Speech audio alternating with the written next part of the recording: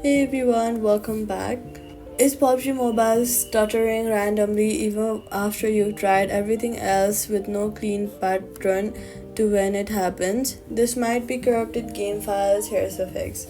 PUBG Mobile has a built-in repair function that checks for corrupted games files and replaces them, and it's available right from very first loading screen before you even log in. Open PUBG Mobile and wait for the initial loading screen to appear. Look for a small repair or wrench icon in the corner of that screen and then tap it.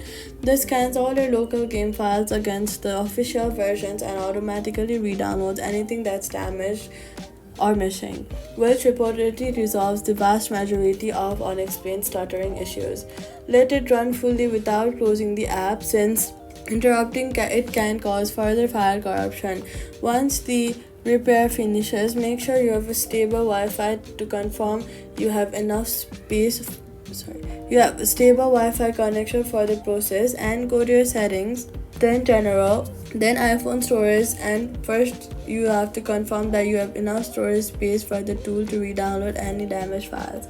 So all you gotta do is use the repair icon on the very first loading screen. No login needed. Let it fully scan and fix corrupted files, and that's it. Subscribe.